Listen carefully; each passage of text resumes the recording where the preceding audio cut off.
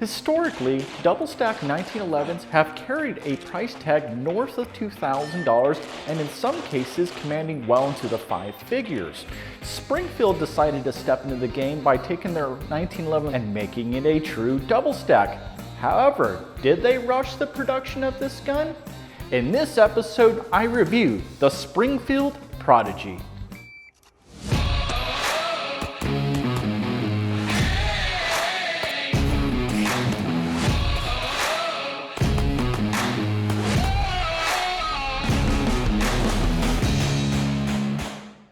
I actually meant for this to be a 1,000 round review, ended up becoming a 1,500 review.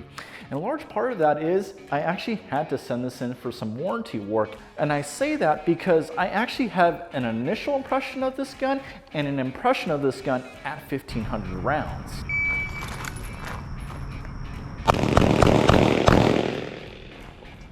Come on, man. So I ended up buying this on Gunbroker in Q2 of 2023 for $1,300. Now, as of the recording of this video, I've actually seen the 5-inch Prodigy drop as low as $1,100. So the market has adjusted quite a bit from the $1,500 retail they're asking for this gun.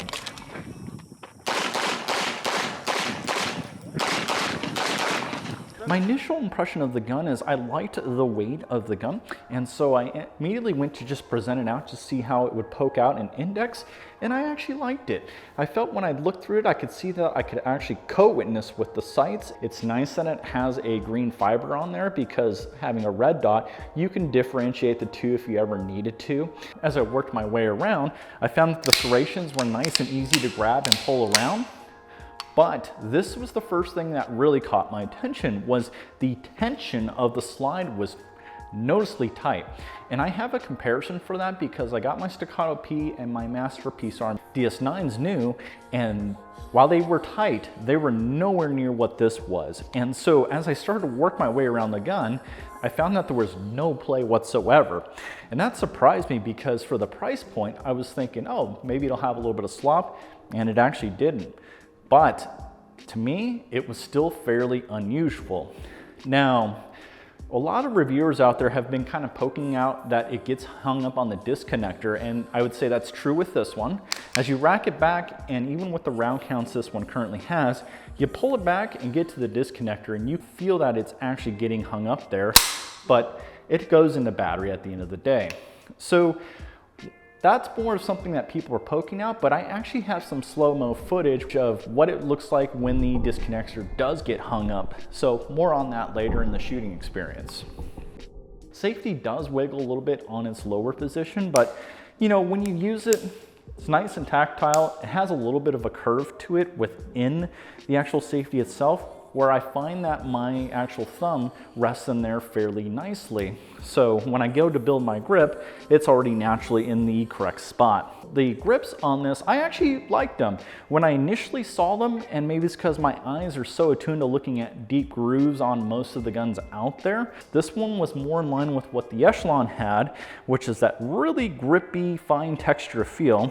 It actually does the job. And I shot this gun to a point where I was getting pretty hot and my hands were a little sweaty, and found that I had plenty of grip. I like the undercuts underneath here so I can get really underneath the gun with my strong hand and get up into the grip tang. The next thing you want to always check, especially when you pick up any type of 1911 platform, is the trigger. And I was actually surprised because when I would pull this trigger, the first impression of it was, wow, that felt really, really heavy. Especially for what it was advertised at was 4.5 pounds. And so I went and actually tested it out and to see what the pull weight was, and the initial pull weight was 7 pounds. All that to say is that the trigger still feels very 1911. You just have a little bit of pre-travel, you get to a wall, and it breaks. The reset, fairly short and minimal, what you would expect with this, and a break. You can feel that there's a little bit of flex in there. Now, is that necessarily a bad thing? No, but I think that's a characteristic of the MIM parts that they use to build and formulate the trigger. I do like polymer grips on these because they do tend to absorb a lot of recoil over their steel or aluminum counterparts. But when you go to reload it, there's actually a fair amount of beveling inside this, and so reloads are fairly easy. You know, dropping the mag is not a big deal. Like I mentioned this on the staccato video that the mag release was a little tacky. This is fine. They take most popular magazines out there, including the ones you would find for STI, Atlas, or even MBX magazines, which you'll see me use in the shooting experience. I was pulling the mag straight out from my competition setup and using it in this gun. I don't think that's what are you using? I did mention that I had reliability issues with this. And in my mind, I was thinking, you know what, maybe this is something I can work out through breaking it in and firing some rounds through it. And as I went along, and I even took it up to 1,000 rounds, the gun tended to perform worse. And so a lot of my issues pertained around failure to feeds and failure to extracts. So I did take it apart, and quick analysis of this is I found that the extractor on it from the factory was a tad stiff. Rather than actually trying to fix it myself, I wanted to see what Springfield would do, because thinking about you guys, if you don't know how to tune an extractor, what are you gonna do? Send it in for warranty work. And so I did. It took 6 weeks for me to get back the Prodigy. And here's what they ended up doing. A lot of it was just finishing work, and so it looked like they ringed the chamber, they polished the feed ramp, polished the chamber, refit the barrel, and retuned the extractor. I did note in my original form I filled out that the trigger pull was pushing 7 pounds. And when I got it back, I don't think they really addressed that issue, because I ended up pulling it and was at least now at 6.5 pounds. Now I think that was more as a result from break-in. Unfortunately, I wish Springfield had addressed that, and I think that's something that can be addressed through either some retuning the leaves for the sear spring. I think that could fix that, but it's always best to get your gunsmith to take a look at it. Now, I mentioned earlier that we started about 7 pounds, and it has come down over time, so I wanted to kind of verify that through one of my actual trigger gauges here to check the pull weight. So here we go.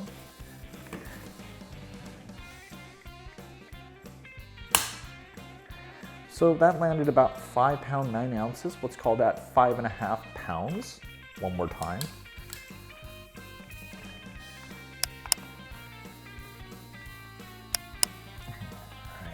Just pulling it back. So that landed about the same. That's 5 pounds 11 ounces. So yeah, just shy of 5 3/4. So I'll keep that there, and I'll pull a mechanical one here just as one measure. All right.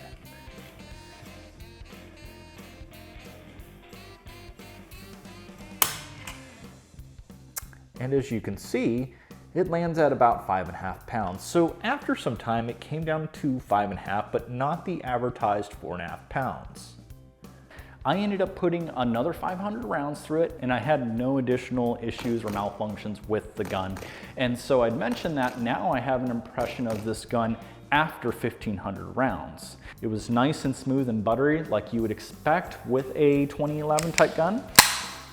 And that disconnector issues kind of worked itself out. These guns do love oils, so if you oil these guns up well, they will treat you good. You could tell that this is Cerakoted because the wear on this, putting this in my holster, has had pretty significant wear for how much round counts this have on it. So in comparison to like a DLC or even a PVD, is not as durable, and it kind of shows here.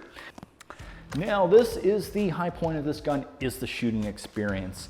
I found it interesting with this model, specifically the 5-inch model, is that it had spring weights similar to my DS9, which is a 9-pound recoil spring and a 17-pound main. But what does that equate to in the shooting experience? If you watch these slow-mo videos, you'll see that this gun in my hands, the gun shoots fairly flat.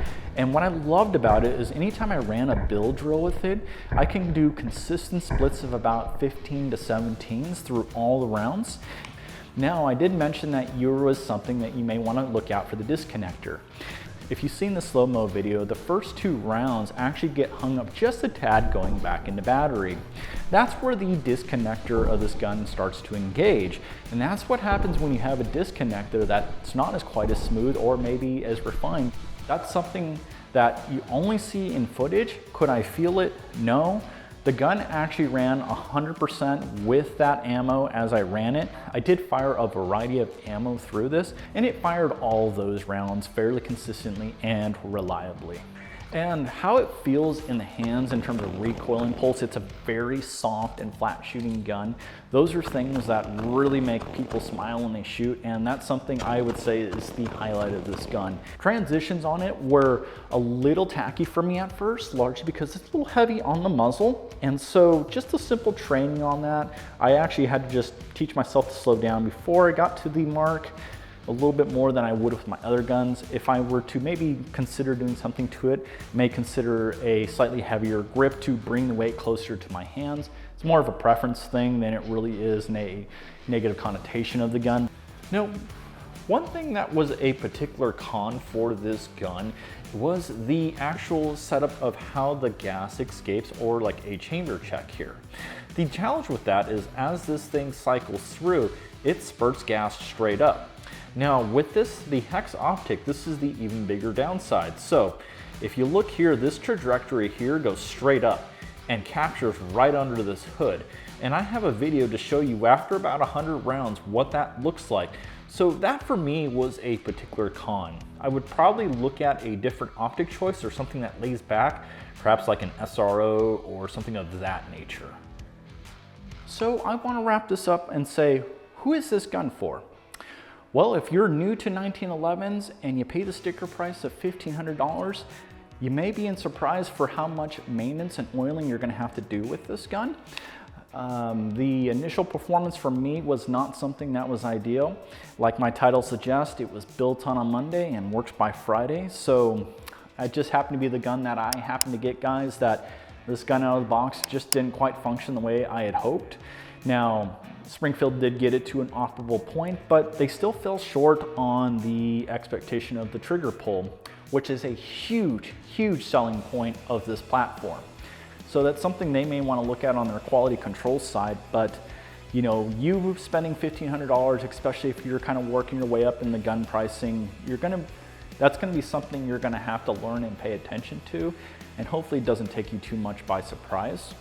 The other one is for the guys that own a ton of 2011s and 1911s. In their world, this thing is going to be a less expensive gun. Where you won't find the compromise is in the shooting experience. This gun shoots the way you expect it. So the guys out there that really shoot these guns a lot are really gonna be nitpicking a lot of details on it. Anything from the MIM parts, the trigger, how the optics sits, everything like that will be things that catch their attention, especially the fit, finish, everything else. Those, while we seem trivial, those are things that, let's say, 1911 connoisseurs love to pick out. Now, the third person this gun is for, and probably something I would consider doing, is the guy that wants to do a build. A lot of times I see guys with staccatos, they'll end up just taking their whole entire gun, do a whole new trigger group, they'll do all new safeties, everything, maybe even Cerakote or even do some kind of custom DLC, and it's not even the staccato it came with. This gun is a better choice for that, guys. If you know you're gonna tune it, you wanna tinker with it, you wanna learn this platform, this is what this gun is excellent for, because interestingly enough, a lot of your popular 2011, 1911 makers out there have built drop-in trigger kits. They make grip modules for these, and the list goes on. So the aftermarket for this gun is there if you consider yourself a tinker. And guys, that's what I have for you today. The Springfield Prodigy, built on a Monday, works by Friday. For the guy up and coming in 1911s, you may have to work at it. For the guy that loves to tinker and play with it, this may be your platform that you can do this with and get the value out of it like you would want to. And so with that said, that's all I have for you guys, and we will see you at the range.